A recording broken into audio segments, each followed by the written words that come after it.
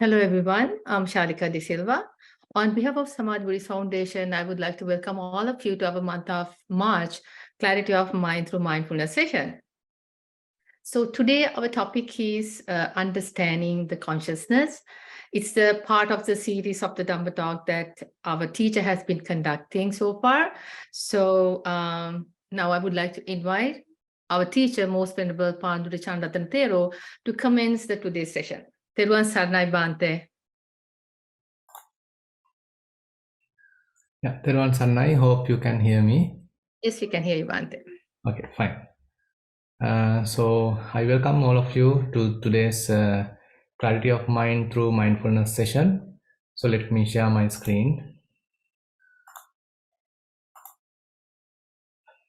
So today, as Shalika mentioned, we hope to discuss on this interesting topic, the consciousness. So basically, we all know that there are 5 aggregates that Buddha mentioned it at various places, 5 aggregates or 5 clinging aggregates, or simply we call them as panchakanda, panchupadana. So basically this is one way of categorization of our whole experience, and so among them the consciousness aggregate is very tricky, and in a way we can say sometimes it's difficult to understand, and its behavior is very much not easy to comprehend. It's somewhat like hidden from us. So today we are going to explore that, because that is very much interesting and very much essential to our practice as well, to have some kind of an understanding about the behavior or its nature of this so-called consciousness. And let me introduce the whole session using a question asked by Venerable Maha Kottita from Venerable Maha Sariputta.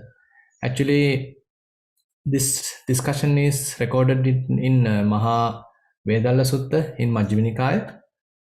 So there the direct question is from Venerable Sariputta, that what is consciousness? Consciousness is said, friend, with reference to what is consciousness is said. So the question that we want to get an answer is asked from Venerable Sariputta. And then he simply answers, it cognizes a friend. That is why consciousness is said. So one characteristic of the consciousness is therefore the cognizing.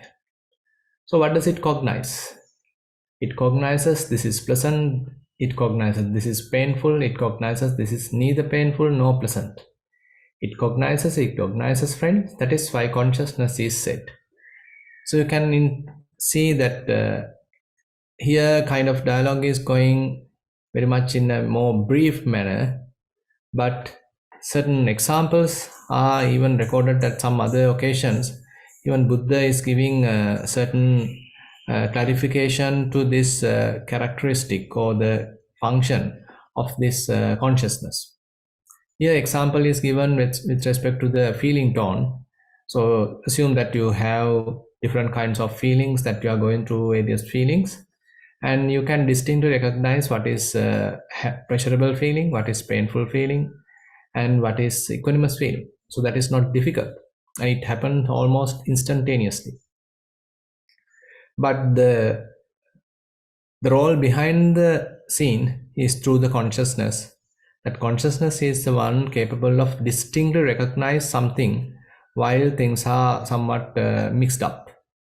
Suppose there are so many people in a group, and assume that you want to recognize your teacher, recognize your brother, sister, husband, wife, child. Then you can immediately look at the whole group, and immediately you can recognize, oh, he's my son, they are my husband, they are my wife, so they are my friend. So likewise you can distinctly recognize. So this distinction divide the whole thing to you yourself and another person, and then you distinctly recognize, oh, this is my so and so.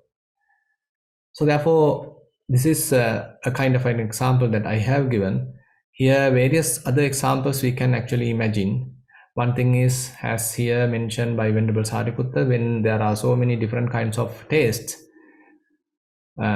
different kinds of feelings, that one can recognize the painful feeling, one can recognize the pleasurable feeling, and one can recognize the neither painful nor pleasurable feeling. And actually, in another sutta, what we call as the Kajjaniya Sutta, Buddha takes the example to the level of taste. Suppose that you are eating something, say, during your meal, and it is mixed up with various curries, vegetables, etc. And assume that now you are eating it, chewing it.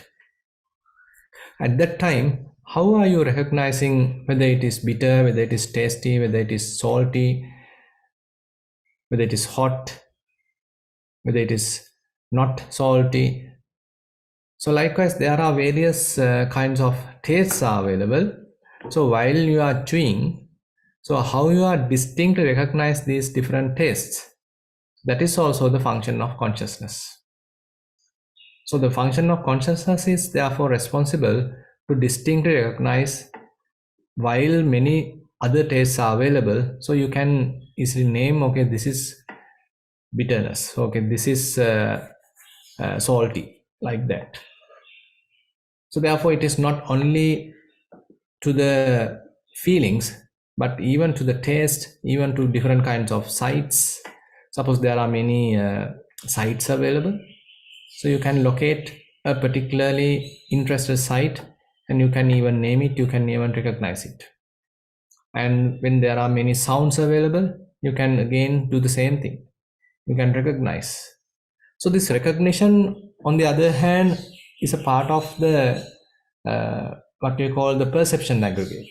So the perceptions aggregate actually makes various signs, various marks, and it may do the kind of initial kind of recognition, and then the consciousness aggregate go a little bit more, and it will do further recognition or further identification or for further cognition.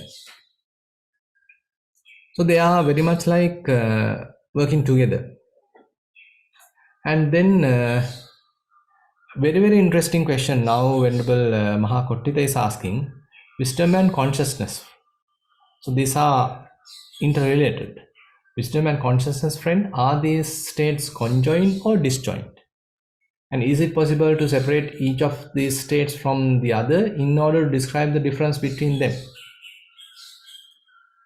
Now, sometimes we didn't actually think whether there is a relationship between the consciousness and the wisdom. Now, Venerable Sariputta answers, wisdom and consciousness, friend, these states are conjoined, not disjoint. So they are working together. And it is impossible to separate each of these states from the other in order to describe the difference between them. Now they are working together. So certain amount of wisdom characteristics are there available in the consciousness. Now, for what one wisely understands, that one cognizes, and what one cognizes, that one wisely understands. So they are interrelated, conjoined. So the distinct recognition, cognition done by the consciousness, and then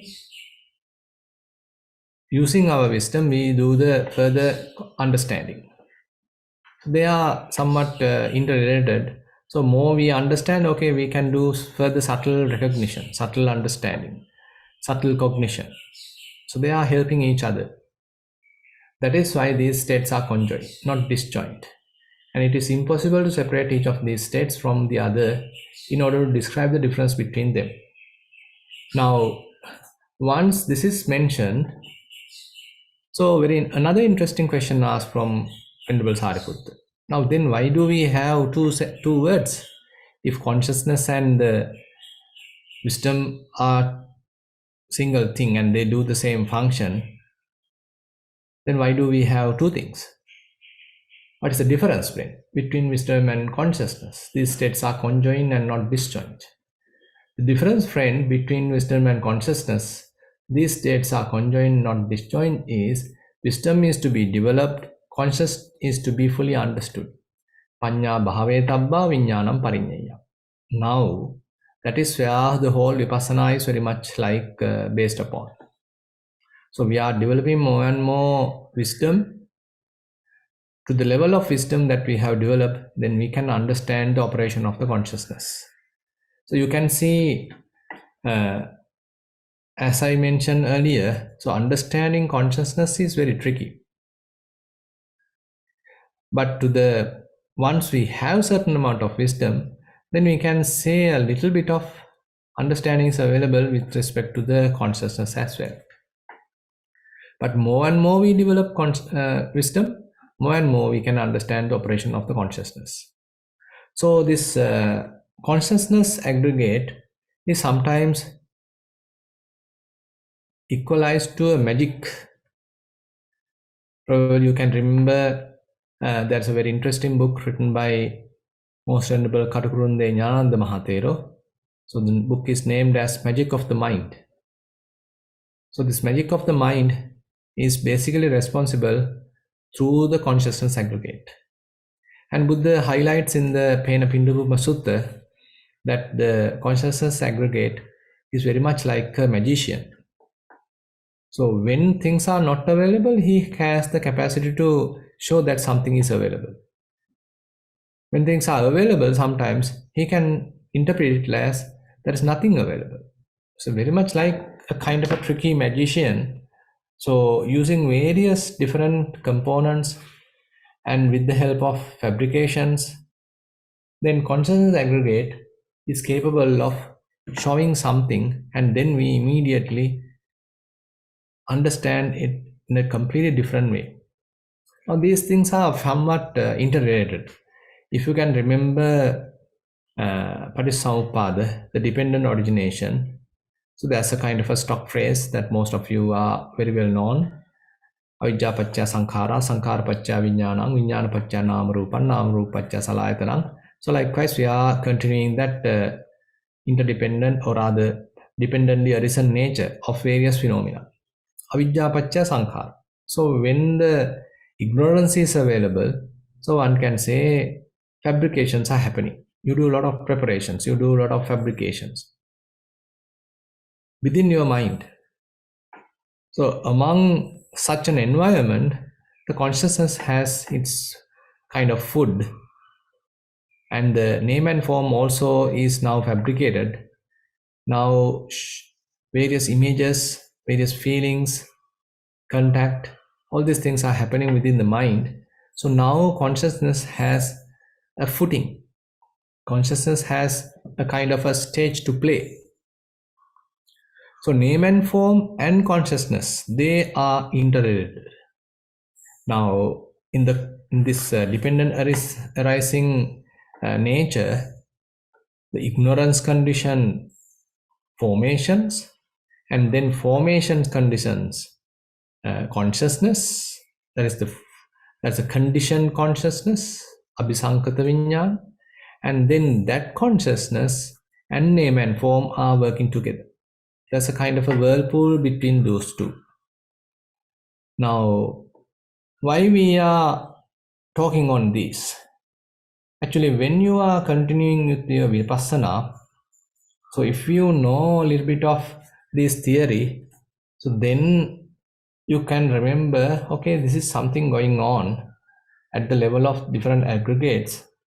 So internally, these are the things happening.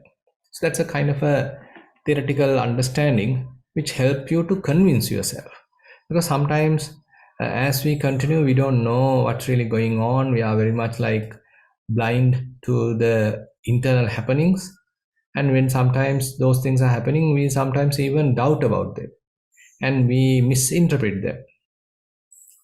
So let me give a more clarification about how consciousness is working. Here at various suttas, Buddha mentioned the other four aggregates are very much like the footing for the consciousness aggregate. So they are working together. So all these five aggregates are working together, and when consciousness aggregate is working, establishing firmly finding a place, finding a home. So then actually it may be well established either in the form aggregate, either in the feeling aggregate, either in the perceptions aggregate, or either in the formations aggregate. As I mentioned, so there are 5 aggregates. Among those 5 aggregates, consciousness aggregate is very much like using the previous 4 aggregates as a kind of a residence, as a kind of a footing to which actually it can get engaged with, based upon with, and then established. And when that establishment happens, there's a kind of a delight comes out, kind of a little bit of delight, and then it is growing, increasing, and expanding. Rupopayangva bhikkhave viññānaṁ tiṭṭhamaнаṁ tiṭṭheya rūpā rammaṇaṁ rūpa patiṭṭhaṁ nandupasechaṇaṁ buddhiṁ virulhiṁ vepullaṁ āpajjayi. Now this is mentioned in the Upaya Sutta of Kanda Samyutta. So there Buddha mentioned Rupa Upayangva bhikkhave viññānaṁ tiṭṭhamaнаṁ tiṭṭheya. So that means when consciousness want to establish, so it get engaged with the form aggregate and then establish. Rupa Ramana. Now the object of its attention is the form. Rupa Patitta. Now it is the base on which that it is established. Nandupasechana. So that means it is forming kind of a delight. A little bit of delight is there because of this association. Buddhing. That means now it is growing. Virulham, that means increasing. Vepullang apajje, now it's become kind of expanded, well established in a situation. It's very much like, say, you are putting a seed onto a fertile ground, and on the first few days, it may be only at the very thin upper layer of the soil, but it is extracting certain amount of fertilizer, extracting certain amount of moisture, water, and slowly it is now giving out the shoots. Through those shoots, now it is getting more and more fertilizer, more and more nutrition, and now it is slowly growing. So now this seed germinates, and now various shoots are coming out, various sapling is coming out, and then say leaves are coming out, now branching out. Ultimately it become a plant, and later it even become a huge tree. But it started with a simple little seed, but that seed has the capacity, the potential to extract, to absorb whatever the nutrition available in the ground, and then get various other water and etc. And then ultimately it can become well established on that ground. Now it's a huge tree. Same thing is there for the consciousness. Only thing is it may happen very, very quickly, very, very fast, unlike the tree growing. So we can recognize when the tree is growing, how it is happening kind of a slow manner. But the same process is available in the consciousness. When it is established on the form aggregate, the same things, the same process is going on. Now let me give you a simple example. Now say a beautiful flower is there, and you are simply passing by, but you notice it. So immediately kind of a noticing happens within yourself, and probably you want to look at it further, look at it closely. Probably you are going closer to it. Now you are further examining it. Now you are even touching it. Now you are trying to smell it. Now you are fully with it. You want it. You like it. You love it. You are now plucking it. Now you are taking it. You are taking it at home. So likewise, now you are well established in this particular flower. But at the very beginning, you simply notice it. That's all. But that simple noticing, growing to a large extent, and ultimately you are holding it, you are being completely bounded by that. So it can happen even to a particular sound. Say while you are traveling, if there's a simple, say, old music called song which you really loud, suppose that you heard it, and then slowly you give more attention to it, you start memorizing it, you start recalling your old memories, and now you can remember the melody. Now you are a little bit slowly, you are even singing it. Ultimately, now you are fully in that situation, in that kind of sentimental mood. How you are now, you are actually well established in this particular sound. Now your consciousness is full established based upon this sound. Actually, the form, sound, all these things are coming under the form aggregate, and ultimately, so you are hooked up there. You're completely getting some kind of a delight, and by the way, you are being hooked up. Same thing can happen for various smells, tastes, tangibles, and even to thoughts. And how about feelings? So Buddha mentioned the whole set, even to the feeling aggregate. Now I have given here only the form aggregate, but the same is true for feeling aggregate. So when there is a pleasurable feeling, suppose that you are going through a pleasurable feeling, so slowly you start associating it, you start delighted about it, you are interested about it, you like it, you love it, you are expecting it, and now you are fully bound to it, you are completely absorbed to it, you are well established on that particular feeling.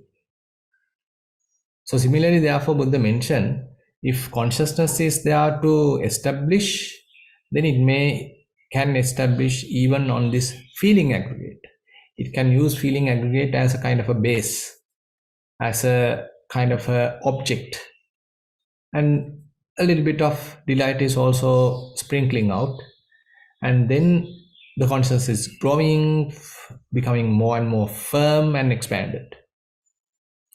Similarly, with the perception aggregate, suppose there's a little sign appears in your mind and you notice it, you give a little interest to it, you name it, you map it with someone that you really love, say for example. Now you are thinking, now you are adding more and more perceptions, more and more colors, more and more images. Now mind become fully occupied with so many images, mental images, and you have a lot of feelings also. Now, actually, when it is happening, so it's very much like a kind of a chain reaction. Suppose that the initiation happened through the perception aggregate in this example, but it can spread out even to the feeling aggregate, even to the form aggregate, and even to the formations aggregate. So everything is working together and building up the consciousness, forming the consciousness. And the same thing is similar, we can say, to the formations aggregate. So when a single thought comes to the mind, so suppose that you are interested about it, then you add another thought, you add another thought, you think in one line, you think in another line, you are thinking in many different lines, and this manifold kind of thinking ultimately end up with complete conceptual proliferation. And now you are overthinking and you can't even stop it. So that is where we can say consciousness is well established on this formations aggregate. And probably it may be even bodily formations, it can even verbal formations, and it can even be mental formations. Either way, suppose that you get a little idea to do something. Now you are gathering various equipment and you are collecting various other resources and you are fully engaged in that activity. It may be a bodily activity, but fair amount of thinking is going on. You are creating so much of thoughts, preparing, fabricating, all these things are going on. So the consciousness is well established. Now the problem is, till the consciousness is well established, we are bound. So that is also interestingly mentioned in the Sutta. till the consciousness is engaged with something, we are not free. So, in order to feel freedom or in order to taste freedom, the consciousness has to be unestablished. Consciousness has to be freed. Or we can say consciousness should not get entangled with any kind of a name and form. It has to have a complete unbound nature. Now name and form is not there, it is not entangled, and then form aggregate, feeling aggregate, perceptions aggregate, formations aggregate. So none of them are giving any kind of a support. They are not kind of pulling it to themselves. As a result of that, the consciousness become kind of free.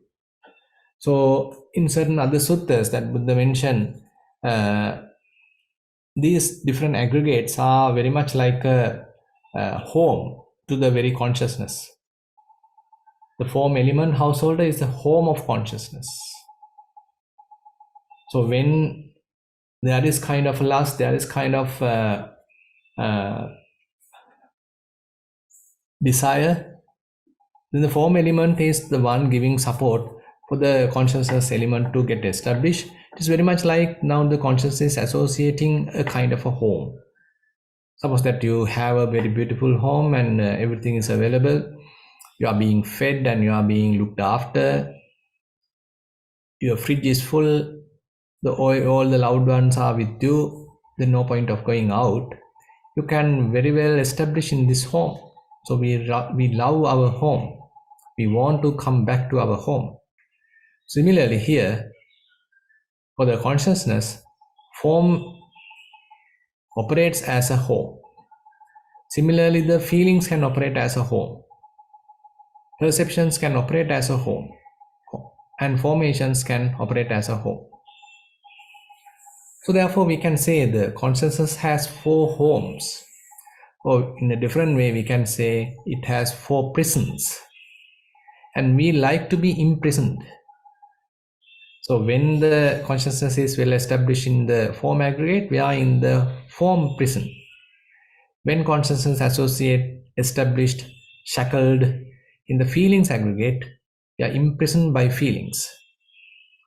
When various perceptions are going on, the mind is fully occupied with a lot of images, then we are imprisoned in the perceptions aggregate. And a lot of thinking is going on and on thinking. So we are imprisoned by the formations aggregate. Now the mission is to go out of these prisons. How we can make the consciousness free. How we can make it unestablished. Now all these require wisdom. So that is why to the amount of wisdom that you have developed, you can free consciousness. You can understand how consciousness is operating. What are the links between the other 4 aggregate and the consciousness? How it is being fed and how we are nourishing the consciousness through these other aggregates. And if we have this kind of a thorough understanding, slowly, one can unentangle this whole puzzle. One can cut off all these roots and try to make this conditioning less and less. Now, so far what we have discussed is about the consciousness, and that is the conditioned consciousness, so fabricated consciousness, specially prepared consciousness. Sometimes in Pali it is termed as abhisankata viññāna, specially prepared consciousness. So whenever it is associating form aggregate, as I mentioned, it is specially prepared, well established. When it is associating the feeling aggregate, it is specially prepared.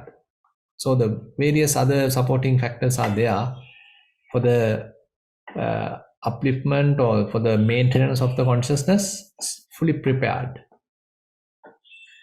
Now, through vipassana, for example, suppose now you are doing elements meditation. You are trying to understand various element characteristics. hardness, softness, smoothness, roughness, heaviness, lightness, different characteristics. Maybe heat, movements, vibrations. So different characteristics. More you are distinctly recognizing them, fair amount of wisdom is also there. And you are actually using the distinctive characteristic of the consciousness for this whole process. Because without that, we can't recognize them. But the interesting point is, as we are continuing our investigation, so what you are investigating and what you are understanding. So you more and more understand that how transient they are. How transient is this form aggregate? How impermanent is this form aggregate? How inconstant is this form aggregate? And you have no say about it. And it is completely vulnerable. And this arising and passing away is completely going through again and again, is very much like oppressed by this whole impermanence. And it is beyond your control, non-governable. So more you understand, now again you can see understanding, the wisdom. More you understand, more you become wise, then that conditioned consciousness become weaker and weaker. You are not conditioning it now. You are not adding more fabrication into the picture. You start letting go. Instead of grasping, now you prefer non-grasping. Instead of attachment, instead of engagement, now you prefer freedom. Instead of passion, now dispassion arises. Now slowly, rather than consciousness being shackled with the form aggregate, now it is slowly remove the grip or reduce the grip. Now things are there, but consciousness is not that interested of going and getting involved, going and getting entangled, going and getting kind of a delight. Rather, it prefer kind of a seclusion. Even though different forms are there, even though different elements are there, now consciousness doesn't need them to establish. Rather, it prefers to be alone. Rather, it prefers to be independent. It prefers kind of a seclusion. And now a kind of a discussion is going on. Suppose that you are really say, a skillful meditator. Suppose this knowledge, this understanding is further and further growing. And the moment that the last, say, the rope or last binding is abandoned or cut off, then the mind becomes free, or we can literally say the consciousness become free. It is not established now. But unfortunately, what happened is that when you are continuing the Kanupassana, even though this process happens, but slowly you get latched on to the feeling aggregate. Or sometimes various other perceptions are arising in your mind. As you are slowly releasing yourself from the form aggregate, releasing yourself from the form prison, unfortunately you get trapped in the feeling aggregate or the feeling prison, or even the perceptions prison, or even the thinking that the formations prison. So it's a kind of a very tricky process, how to be free from all these four prisons, we can say. So those prisons are very attractive. I mean, they are always inviting you to get hold, get engaged with. And a lot of delightful things are there. A lot of attractive things are there. So rather than preferring freedom, so we like being imprisoned. So therefore, Buddha, on the other hand, he found a mechanism, he found a methodology to be free, to get released. Now, more and more we develop wisdom, vipassana in other terms. So more and more we are penetrating these characteristics or this entanglement happen within the consciousness. Now we are trying our best not to feed this vicious cycle. So rather than being entangled in the form aggregate, being shackled in the form aggregate, being trapped in the form aggregate, now we are understanding the repercussions, we are understanding the consequences, we understand the impermanent nature of that, non-governable nature.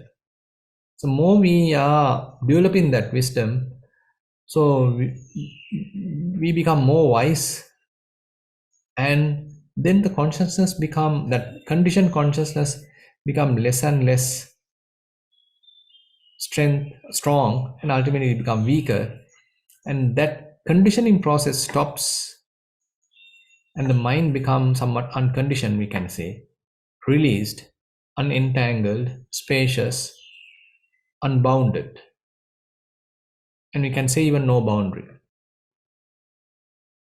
Suppose you are practicing Vedananupassana.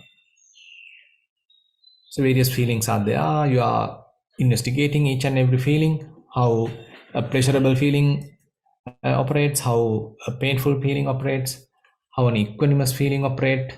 So all these things are now you are carefully examining. So that is one part of the vipassana.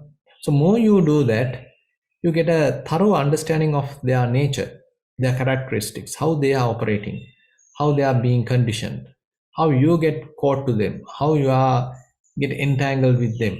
How about let them go? How about once they are there, allowing them to pass by themselves without we putting our hand? So if you are developing, say, feeling the Vedananupassana, so such kind of operation is going on, and you can come to a situation where different kinds of feelings are there, but you are not interested about them. Even for the pleasurable feelings, you are not interested. Even for painful feelings, you are not interested. And of course, even for equanimous feelings, you are not interested. You become dispassionate. You become independent. You become somewhat secluded from those different kinds of feelings. As a result of that, even here, your mind can get released. But unfortunately, you might get trapped again back in the form aggregate, or back in the perception aggregate, or back in the formations aggregate. So that is the tricky thing. So as we are continuing our practice, once we reach this kind of a situation, we should be careful not to get latched with another thing. Suppose, as I mentioned, say, if you are practicing Vedananupassana, so you are very much like targeting the release from the feeling aggregate. When that release happens, we should be very careful not to get trapped in the form aggregate, nor with the perceptions aggregate, nor with the formations aggregate. And say, now you are practicing Chittanupassana. So various thoughts are coming. So you recognize them. Oh, this is a lustful thought. This is an angry thought. This again a lustful thought. Oh, this is a compassionate thought. Oh, this is a loving thought. This again is a compassionate thought. You are not adding to them, you simply notice them, you simply witness them, and you can even name them. Later you don't even to name them, but kind of knowing them, but you are not feeding them. We are not supposed to feed even the wholesome thoughts here. Typically what happens is, if there are, say, loving kindness thoughts, we continue thinking in that line, and we love to think loving kindness thoughts. So if there are compassionate thoughts, probably we used to grow that, develop that compassion. But here at Chintanupassana, we are not doing that. We are keeping all either wholesome or unwholesome thoughts on the same level, the same category, like same value is given to both. We are non-judgmentally looking at them. Different thoughts are coming and going, and we simply notice them, how they are behaving, how they are arising, how they are there, and how they are trying to tempt us.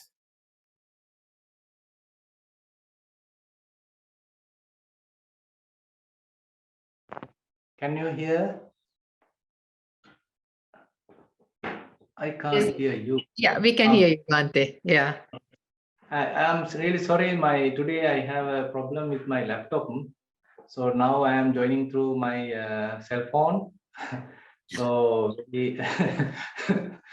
so let's see. And actually, we were discussing that the consciousness aggregate, and we were at the point that explaining how the operation is going through when we are continuing our vipassana practice.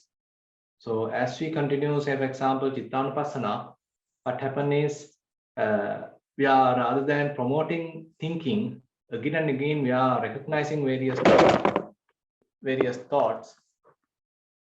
Sorry, recognizing various thoughts and allowing them to pass. We are not promoting any kind of thinking, even though it may be a wholesome thought. Now we are not promoting that wholesome thought. And even though if it is an unwholesome thought, still we are not promoting that unwholesome thought. So we recognize how each thought come and each thought go. And sometimes they are inviting us to participate, but we are wise. Now you know that we have developed some amount of wisdom. So we are maintaining that wisdom as much as possible.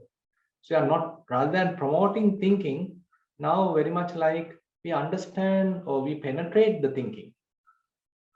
Different thoughts are happening, and so rather than promoting thinking, we understand, oh, this is a thought, this is a lustful thought, this is an angry thought, this is a jealousy thought, this is a loving kindness thought, this is a compassionate thought. It is merely a thought. So as we continue that, the situation is thinking process become weaker and weaker, fabrications become less and less. Now again, the consciousness aggregate can be released, because it requires a fair amount of fabrications to establish. Avidya pacha sankhara, sankhara pacha vijnana. So the sankharas, the formations, fabrications are essential ingredient, essential component for the consciousness to continue. But if it is not available, if you are not promoting that kind of fabrication, then consciousness can't continue like that. So ultimately, even no thoughts can happen. So mind become kind of thoughtless. But the point is, we may become now doubtful about situation. We become anxious about situation. We get even frightened. And say probably now you start again breathing so fast, or you are trying to touch your body and see whether you are all right. Now that is again inviting the form aggregate. So you can see it's a kind of a tricky point.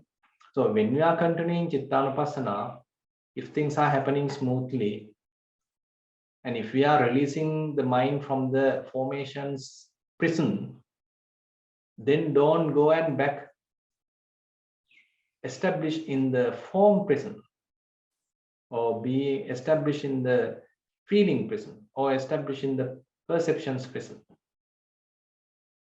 So all these releases can happen in any different situation. So as I mentioned, while you are continuing the Kayanupassana, so the emphasis is on the form aggregate. You are working on that. You are generating fair amount of wisdom using that, and then the release can happen. But if you again get hooked up in the perceptions aggregate or feeling aggregate or formations aggregate, then you are not supporting it. Suppose you are continuing in the Vedananupassana, your emphasis is on understanding the feelings, and more you are developing wisdom. Say you are slowly releasing the mind. Rather than being passionate, you become dispassionate towards the feelings. Rather than getting shackled, you are now slowly releasing yourself. Ultimately assume that you are able to release yourself. But unfortunately, probably you start thinking, then you again shackled in the formations aggregate. So that's why, I mean, it's a kind of a tricky point. So more you understand the whole operation of the consciousness aggregate, now we have to be careful not to feed it through form aggregate no through feeling aggregate, no through perceptions aggregate, no through the formations aggregate. Now we can say it is becoming completely free, unbounded, and unestablished, and the mind has become more spacious, boundless, no boundary. So therefore, in this vipassana process, if we understand this little bit of theory, why and how these things are happening, then we, with a lot of confidence, we can continue. And as we reach fair amount of wisdom, then we can support it and allow the mind to get released. And when it is released, we can simply be, just be, without doing any kind of formations, without adding any kind of doubts, without getting frightened, without touching yourself and trying to see whether you are alive. So these things are very, I mean, you, as you're going through these things, you can probably experience and see how the meditation, actually the vipassana, is so careful, I mean so powerful. So it is capable, actually the Buddha's method is very technical in that sense. It is very much developed in that sense, how to release the mind from all these shackling, all these entanglements. So when mind is free from entanglements, so it is basically free, utterly simple, and completely clear, and you may have the clarity of mind. As our theme of the program, clarity of mind through mindfulness, so you can achieve. So that is the achievement of the clarity of mind. So there are no thoughts even blocking the passage of the mind, the awareness of the mind, the purity of the mind.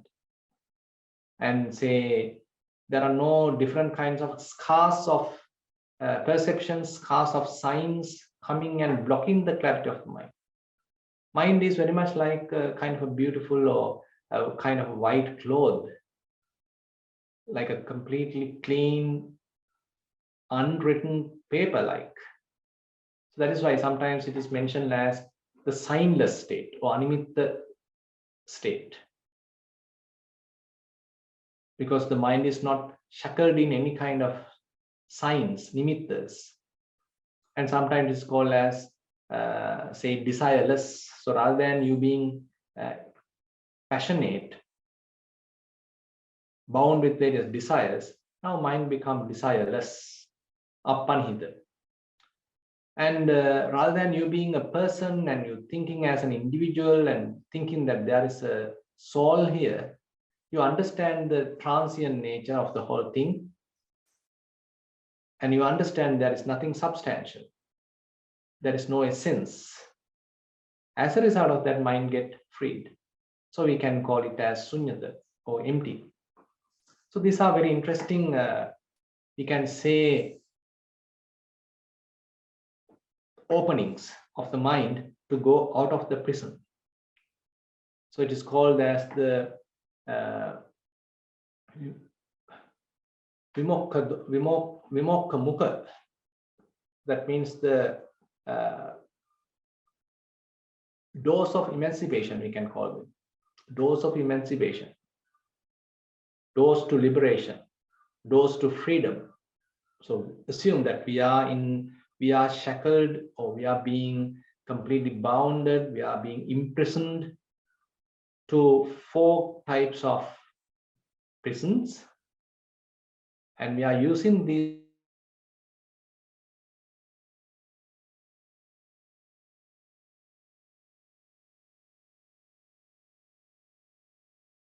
new wisdom.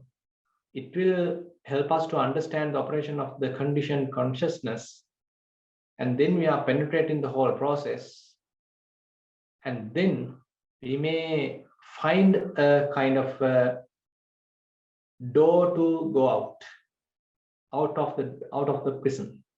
Now one is coming out of the prison and mind is free and one can enjoy. So therefore Buddha's teaching is helping us to come out of this box, come out of this prison, and looking at the whole experience from a different angle, rather than being conditioned, rather than being bound, rather than being shackled, rather than being entangled, engaged. How about mind being free? So that's why again and again Buddha emphasized in Satipatthana Sutta, as one continues one's practice, one may reach this state, the state of not associating anything, anissitocha vihirati, the state of non-grasping, nachakinchi loke upadi, not grasping anything in the world. So you can see each and every kamatahana, each and every, say, meditation object is very nicely fabricated or very nicely prepared, very nicely attuned to achieve this goal. Even if you practice anapanasati, even if you practice vedananupasana, even if you practice dhatu manasikara, elements meditation, even if you practice chittanupasana or dhammanupasana, the end result is very much similar.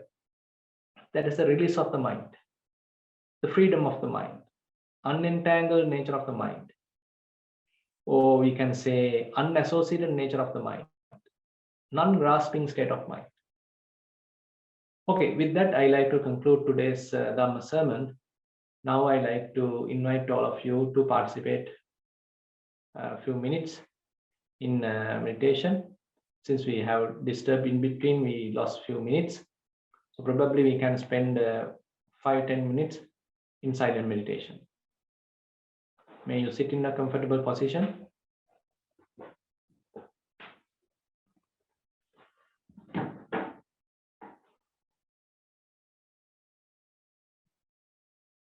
You can keep your head straight, neck straight, shoulders in a relaxed position.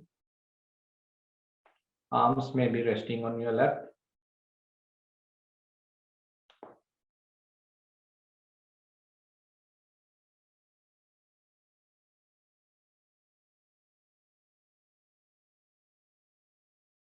And we can gently close our eyes.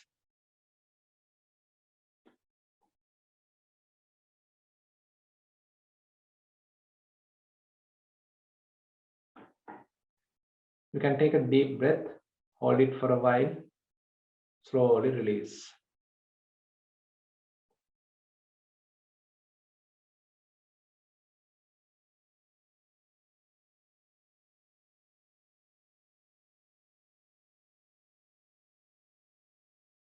See whether you can recognize these subtle sensations. Eyes are gently closed.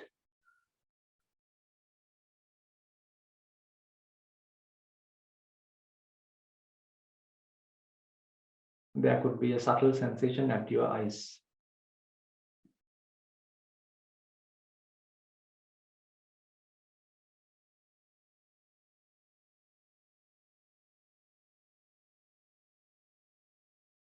Lips are gently touching. Jaws are not tightly coupled. And overall, your face is in a pleasant mood. You are in a pleasant mood, so the face is also pleasant. Maybe you can enjoy with a subtle smile. You are trying to be in the present moment.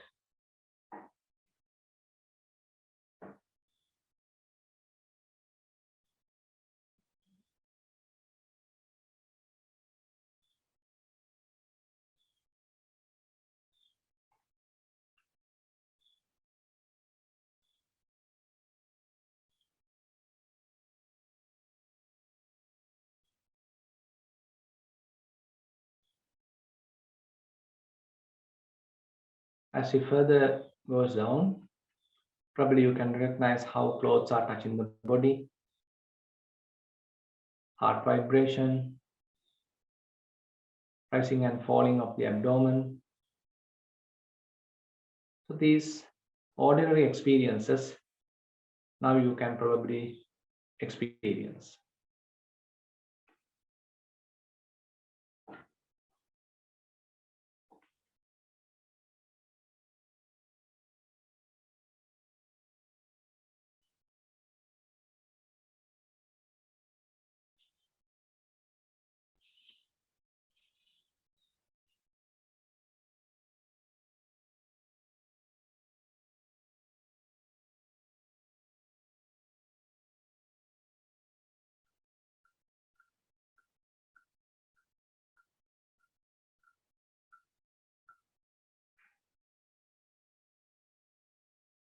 If you are capable, you can experience each rising, each falling. See whether you can distinctly recognize what are the differences between rising and falling. Is rising shorter or longer? Is falling longer or shorter compared to each other? How rising you feel? How falling you feel? What are their subtle characteristics? If there are various feelings, how do you feel? How a pleasant feeling looks like? How a painful feeling looks like? How an equanimous feeling looks like?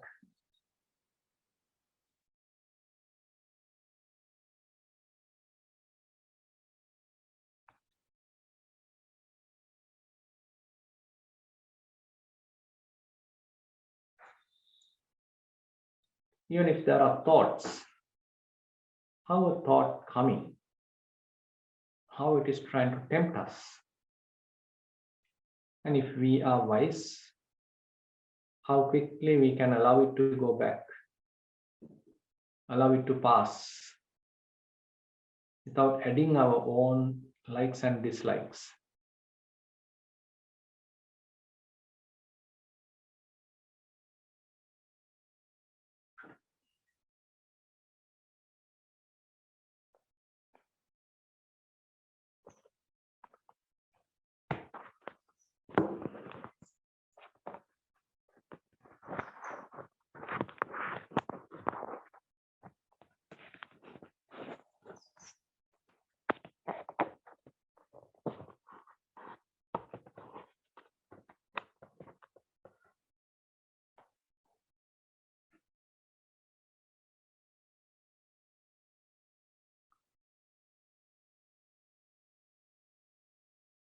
If we are not adding our own stuff, probably thoughts may quickly disappear.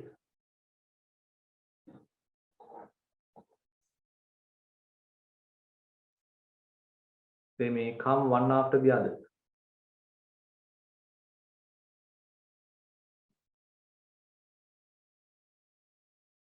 And there can even be gaps between thoughts.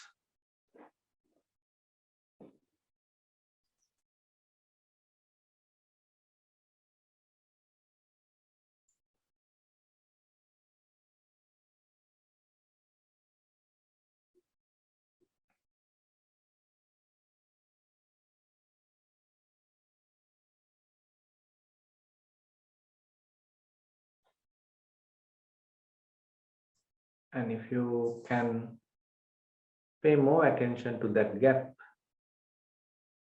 that's a silence. There is absence of thoughts. How about experiencing that silence? Being in that silence, enjoying that silence.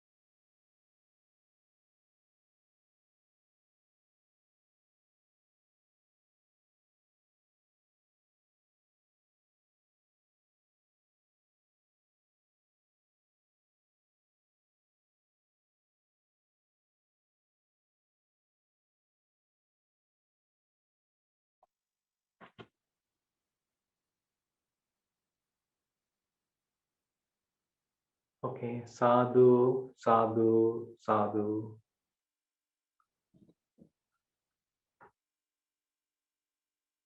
So thank you very much for participation. And so if you have any question related to today's Dhamma sermon or regarding your practice, so we can spend few minutes in answering few questions.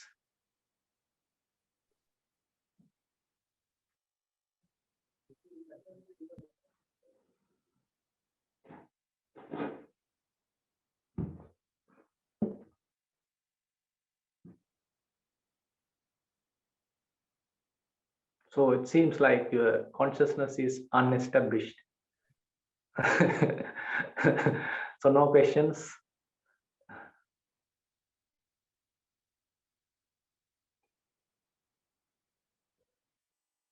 I think Ms. Kumuduni, I think you asked some questions last time during the Sutta teaching session. I think those are a little closer to what we have discussed today.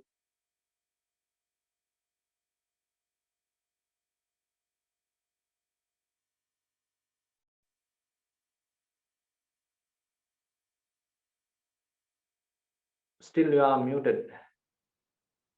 Shalika, can you unmute her? Sure, Bande. Yeah. Is that Kumudini? Yes, yes. Okay.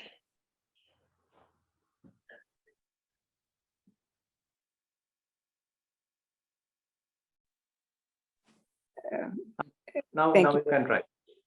The experiences that I had was practicing the Goenka way, but in this tradition, in the way that we practice Bhavana today, when Yeah.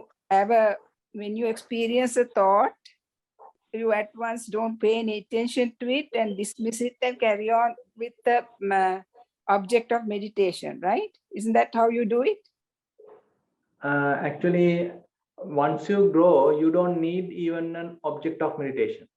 Okay, but that is when you have got into the meditation. I mean, it's a way of saying that you have got absorbed, so to speak. But as you start, can you do that also? Please explain to me. Yeah, it depends. Actually, when you start better, you use kind of an object. Say, typically maybe breath, or you can start immediately looking at the thoughts. So if the thoughts are available, you can look at thoughts, and you can look at how they are coming and going, and all these things you can looking at. So that's why, I mean, when you are looking at various thoughts, there may be a possibility that you get kind of gaps in between thoughts.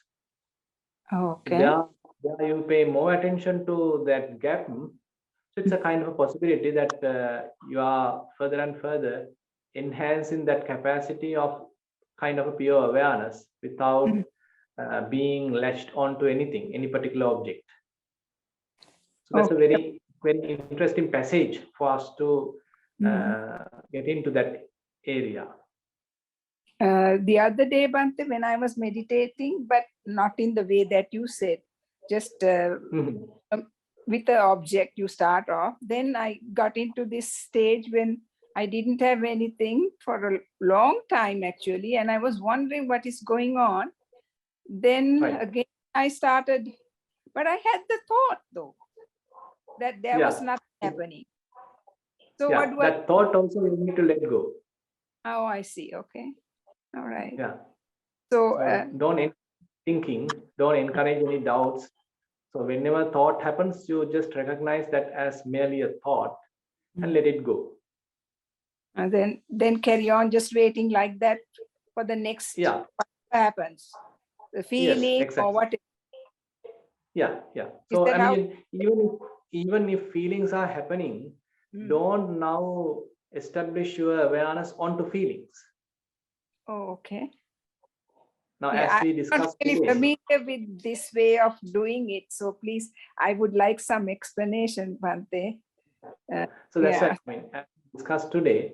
Now, suppose now we are looking at various thoughts. It is very much like we are operating in the formations aggregate, and it's become very much depleted now. Those formations become depleted and thoughts become less and less.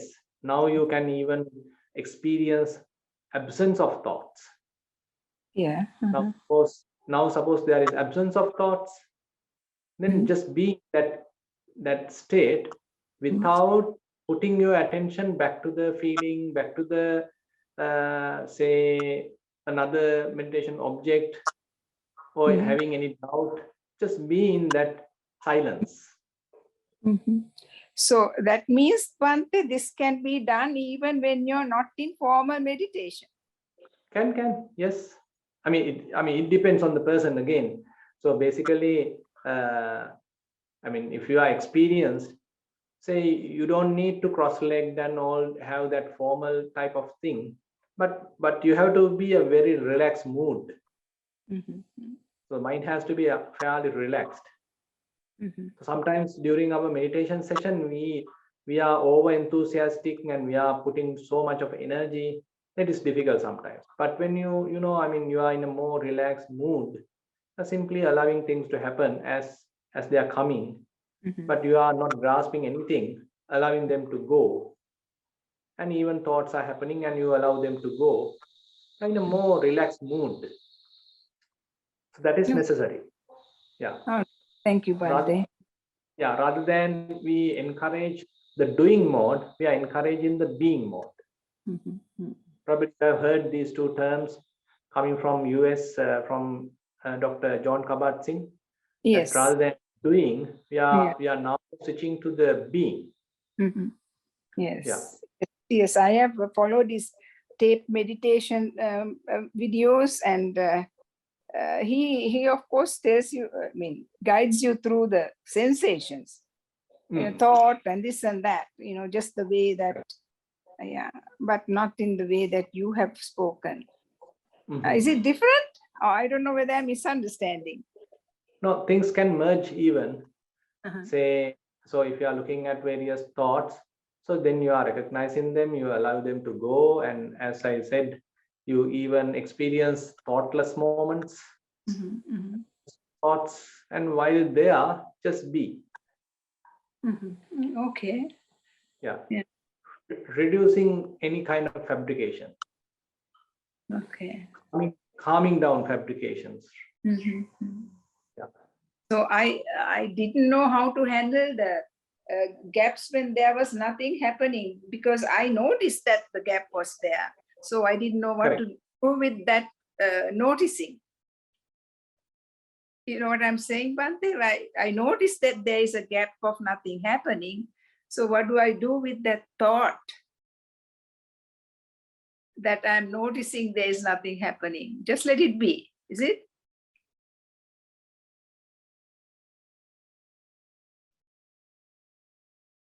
Bhante, you are frozen again. I think he's connecting. He has a bad connection as well. Thank you.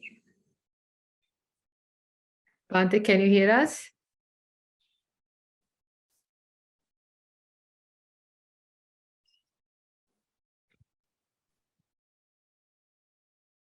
Yeah, I think we lost him again. Yeah. Yeah, just hold on a second. Let's see.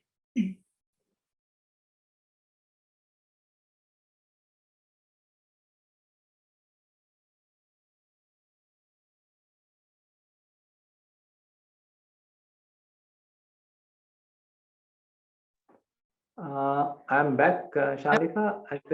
Yeah. Today, you disappeared and you are back. Okay. Yes. So hope you were in a thoughtless moment. Yes. Yeah, we have tried.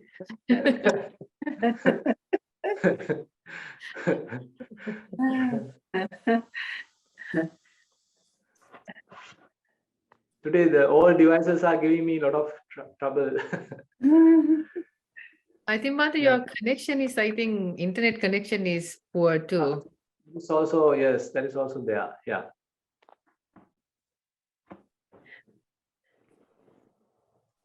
So any other question or anything else? My last question, I don't know whether you heard it, Bhante. When I was saying that when I notice that there is nothing happening, I just notice that and wait. Correct. That's so. Okay. That's all. Just, I mean, being a very soft awareness. That's all. Without promoting any kind of doubts, without having any urge to do anything, just be, just relax. Just enjoy that inner silence. I see. So, Bhante, you have heard John Kabat-Singh's guided meditation tapes, have you?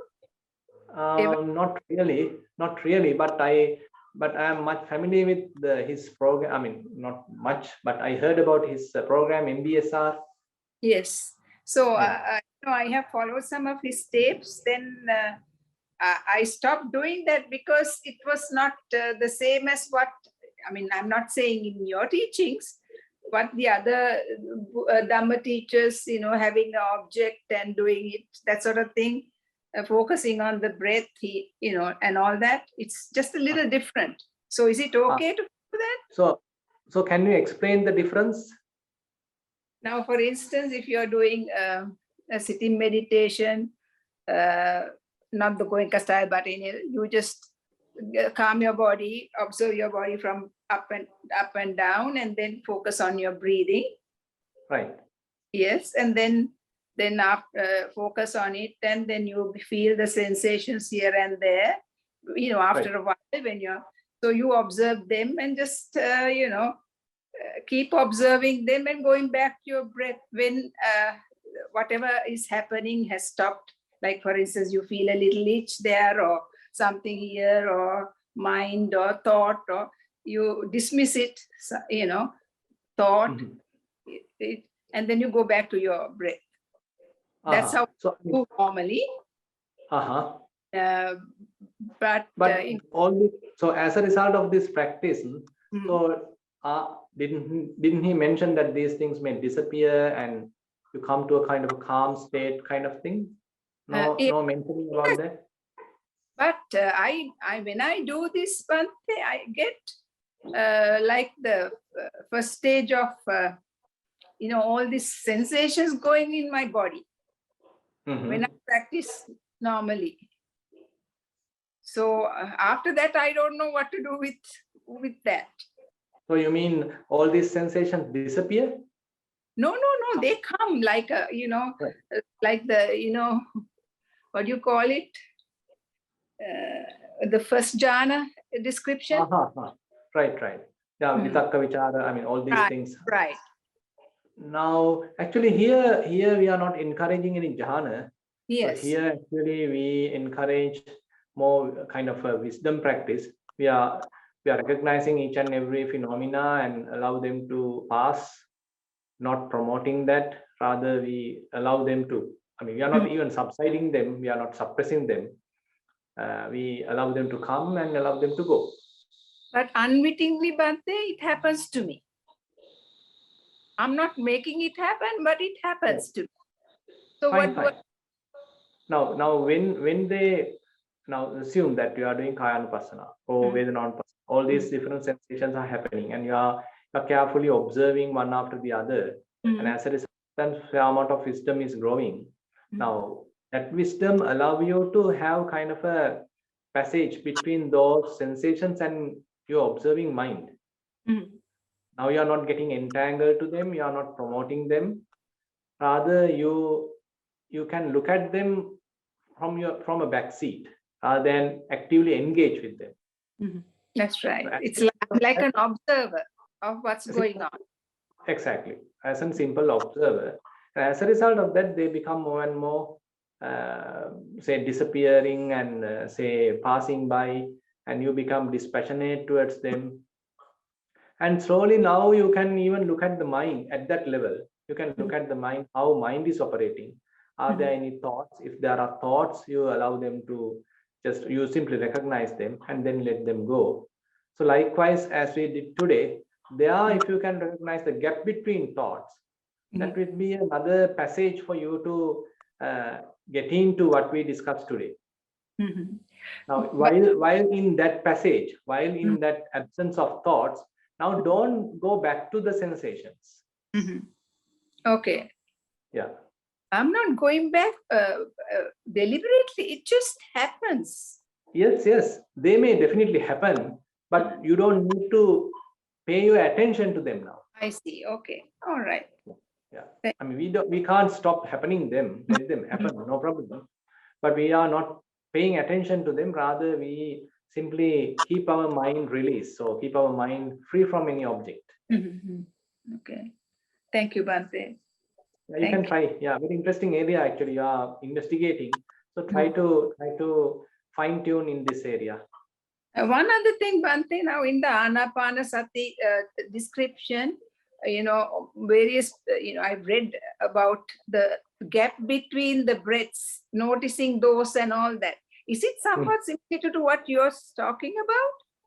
Yeah, actually the thing is, so this kind of a gap can happen in either in Kayanupassana, either in Vedananapassana, either in Chittanupassana. Any place is possible. So as we discussed today, when we approach that, we are filling that gap with something else. Oh, okay. That's the problem. That's what we need to avoid. Thank you. Yeah. Thank you very much. Very appreciate, because I don't have somebody to guide me with anything. I live in USA, so right. Thank you. Yeah, you are welcome. Thank you.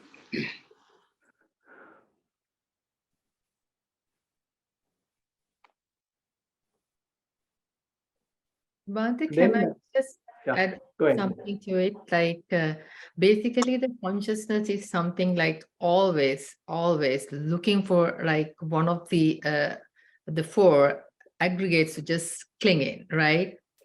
So if we like, as you said, like, if it is not the form, then it's as soon as it's not there, it's someone, try to grab the feelings or volitional formations or something like that, right?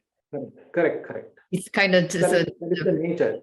So that is the nature now. Even though we talk today about this kind of a release, so it may be momentary because our mind is so habituated, so conditioned to grasp. So the release we are enjoying may be available till the vipassana knowledges or the vipassana wisdom is available. So when it is reducing, when it is getting depleted, again we go and grasp. Again the consciousness go and establish. So developing that wisdom, basically we are looking at like, it's the impermanence. That is the main kind of factor that we have to like, develop that through all, just feeling like it comes and then stays for a while and then it passes away. So basically observing that, developing that wisdom, that impermanence. So that is why it's the whole thing basically drives. Exactly. So the impermanence is very much the founding stone, and through which actually even the dukkha, the unsatisfactoriness, that understanding is growing, and even the non-self, the anatta, that understanding is growing. So the founding stone is very much like the impermanence. But once we started from that, we can even get into the other areas as well. It depends, and we don't need to control, or we don't need to purposely navigate to those areas. But if there is a natural tendency, then it may go and then, I mean, each one of us that kind of a tendency. Say, probably at one time, probably I may thoroughly understand the impermanent nature. At another time, probably one can understand the suffering nature. At another time, one can understand the non-self nature. So all these things are very powerful. And when such wisdom is available, it is promoting the mind not to get attached, not to grasp. Yeah. Thank you very much, Bhante. Thank you, Bhante. Yeah. It seems like we don't have, okay, we have another question. Chandana, please go ahead and ask your question. Yeah. So, Hamdrune, when we were meditating today, and when you made the certain remark, I don't remember exactly what it is, that remark was kind of not going away. It was staying in front of me. And I'm fairly certain I was not trying to feed it or do anything, but somehow I was clinging into it. What happened? The question was not clear to me, Lasantha. Hamdruni, when we were meditating today, there was some remark you made. And I felt after you made that remark was kind of in front of me, not going away. And I tried to think about what was happening, and I'm fairly certain I was not trying to feed it or do anything like that, but it was just stayed there. What happened? Probably it may be, thoroughly recorded in your mind, even though the sound of the instruction is not there, so your mind is repeating the same instruction again and again. It can happen within our mind. Now, say for example, if there's a repeated song that you are hearing, probably it's getting recorded, and even now the song is physically not available, the sound is not available, the mind is murmuring it, mind is continuing it. So similarly, if there is a sight that we have seen, if we record it to our internal insight, so then again and again it is repeating. So that's a kind of a tendency in our mind. So our mind can be trained so that it gets recording all the inputs that it is gaining, and then the physical component is, even when it is absent, mind is repeating that. Is it possibly due to some kind of a hidden attachment? Could be, definitely. So that's why we are recording it. If we didn't find it interested, then we simply ignore it. So when we find something interested, then our mind go and absorb that, we give some emphasis to that, then it is thoroughly recorded in our mind. Okay. Thank you, Hamdra. Yeah, that one, Sanai.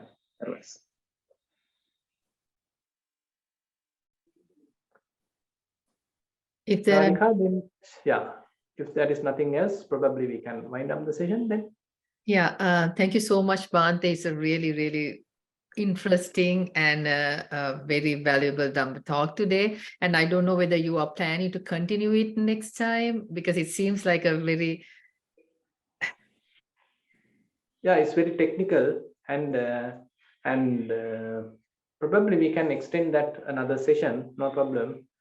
If you have any areas that, when you are going through today's Dhamma sermon, if you get any certain doubts or any kind of thoughts or any areas that you feel that we need further clarification on this, how this is happening like that, so please write to me. Then it's easy for me to, compile the next session addressing those issues, addressing those points, and collecting some information from various suttas where Buddha has addressed these points. And so Buddha's teaching actually touched these very interesting points, and his methodology is in that way quite scientific. Unfortunately, we immediately can't understand why we are doing it. But when we have this big picture, how things are connecting together, then it's very easy to understand, why Buddha is telling like this, why he is sort of coming up with this sort of a strategy in the meditation, in particular in the Vipassana. Yeah, so I'm requesting our participants, if you have any always questions, write to Clarity of Mind through Mindfulness Gmail email address. So then I can forward those questions to Bhante, and then, as you said, it's really nice to get your feedback on our topics that we talked about here. So yeah, if you do that, then I can pass it to you, Bhante. Yeah. So wish you all the very best, and Thero Sarnai. Thero Sarnai.